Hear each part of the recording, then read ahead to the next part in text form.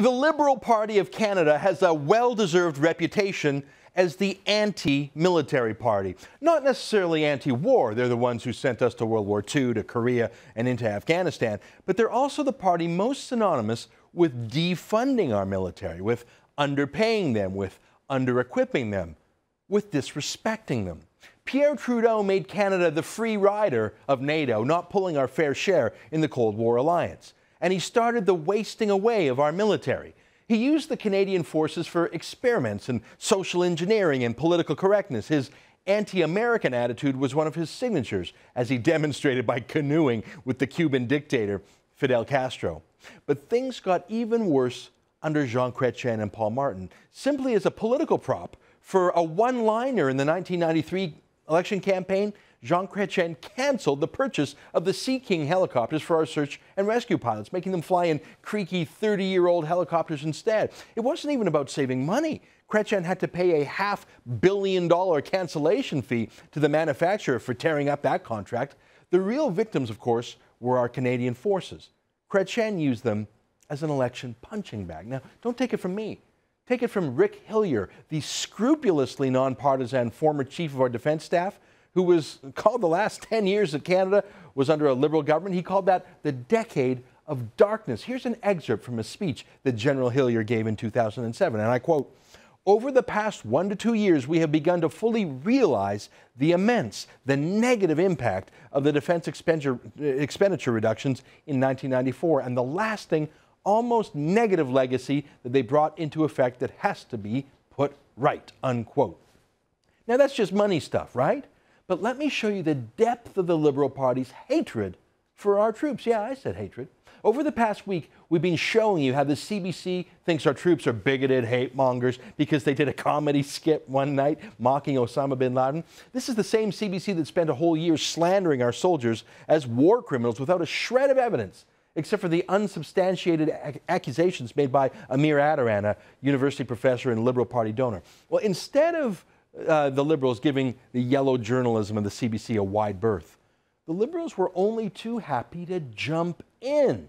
Here's Ujjal Dosanjh, a former Liberal MP, on the CBC naturally, assuming that Canadian soldiers actually ordered the torture people. Look at this. Who ordered the torture? Who actually sent people to torture? And what did the government know, and why did they not take any action? He assumed it was true. Of course, it was false. And here he is again saying our Canadian forces are, you're not going to believe this, he calls them morally weak. Look. And the general's defense, as someone said, was morally weak and legally flimsy. Morally weak, eh? And here's John McCallum, another Liberal, former defense minister himself, repeating the war crimes allegation against our own troops. Look. And the fact that they may have been committing war crimes, handing over detainees knowing that they were very likely to be tortured, that is a war crime. And the fact that they're covering it up, I think many Canadians do care about those things.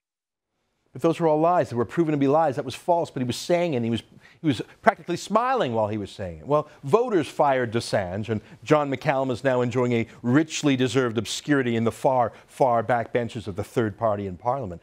But those two never apologized for their slurs against our Canadian military, because in their mind, there's nothing to apologize for, even though a 3-judge inquiry that reviewed tens of thousands of classified documents completely exonerated our troops.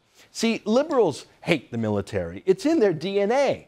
Of course, this isn't the first time that Liberals use soldiers in campaign ads. Remember when Paul Martin's Liberal campaign truly got desperate back in 2006?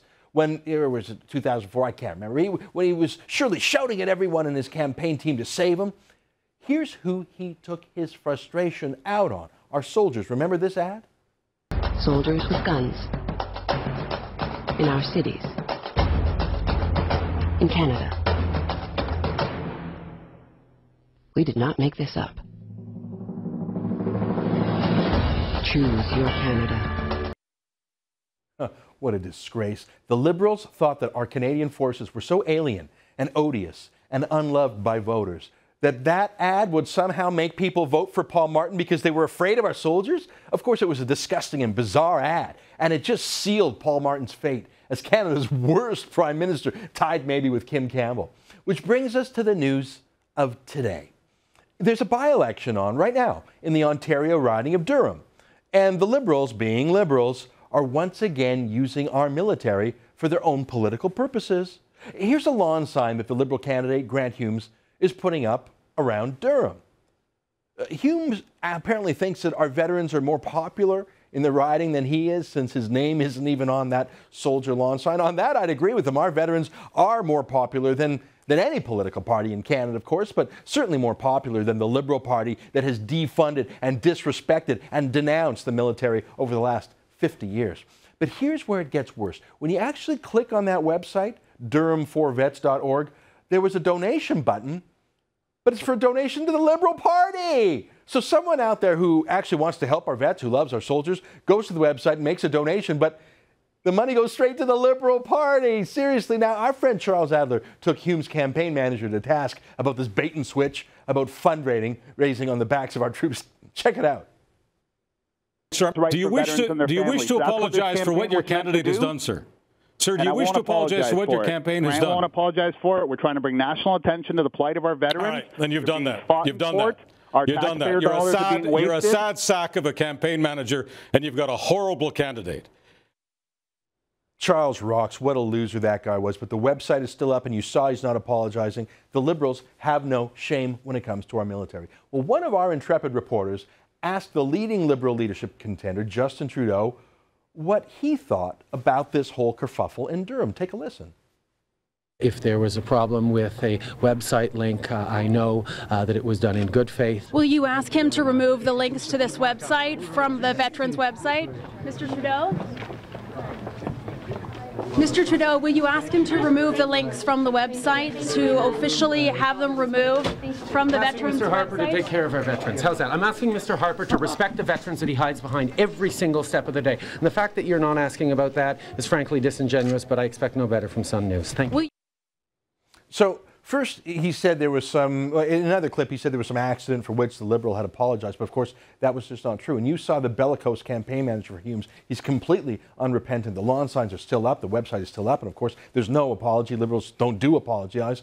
Don't do apologies. They don't apologize to our troops for calling them war criminals. You really think they're going to apologize for raising money off their backs? Just remember who Justin Trudeau is, though. He's the son of Pierre Trudeau, the undertaker, the mortician, the man who proudly set in motion the decline of our military. Justin's just a chip off the old block, just like his anti-soldier, anti-Western dad was. But there's something else here, and it's the inherent childishness and shallowness of Justin Trudeau. His fans call him a celebrity, and they truly are fans, like Justin Bieber has fans. It's a shallow affection, as with most celebrities. People don't like Paris Hilton because of her depth. She's like most when she just smiles and waves. Same thing with Trudeau. He's most famous for his famous last name and his beautiful hairstyle. And he surrounds himself with sycophants, with fanboys, with fawning supporters who tell him nonstop how awesome he is and how beautiful he is. And I'm not just talking about the reporters who treat him this way. I'm talking about the high schools where he spends half his time campaigning. He really does crave adulation of the shallowest sort, which is precisely why he reacted so poorly to our reporter there. She had a tough question for him about what one of the Liberal candidates was doing. And not just how it must, Mr. Trudeau, how does it feel to be so handsome? It wasn't a fanboy question like that. So he snapped at her and at the Sun for daring to stand up for soldiers. He showed just how childish he is with that little temper tantrum. We've seen that before in Justin Trudeau. Remember in Parliament when he disagreed with Peter Kent, the Environment Minister, about something, whatever it was? What did Justin Trudeau, this great leader, do? Did Trudeau give an impassioned speech? No. He just shouted out a barrage of swears. Look. Order. Oh, you piece of shit, just like a high schooler might when frustrated. But even when he's trying to be all grown up, whenever Justin Trudeau is asked a tough question, such as about his failure to condemn Quebec separatism, the one thing his dad actually did do well, Justin Trudeau reverts to that high school mode once again. Look at this high school drama teacher talking right here.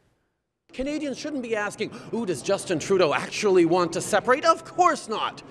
but will Justin Trudeau fight with his very last breath to make sure that this Canada stays the Canada that we collectively know it can be? Absolutely. What did you say the other night, Justin? Oh, come on. I love that, oh, come on, at the end. Even his normally compliant fanboys in the press gallery just couldn't help themselves when they heard that crap. Look, the Liberal Party despises our military. If you didn't know that, you have not been paying attention for, 50 years. And Justin Trudeau has the worst traditions of his Liberal Party and his father in that regard. That's really not news. But what is interesting here is just how poorly Justin Trudeau handles any feedback from the press that isn't loving. Like a lot of people who spend so much time looking in the mirror, he's used to being looked back at lovingly. And when he doesn't get that love from reporters, he gets enraged, doesn't he? The Liberals think they've found in Justin Trudeau a savior. Nah, they found an empty vessel, small in every way, except for his self-regard.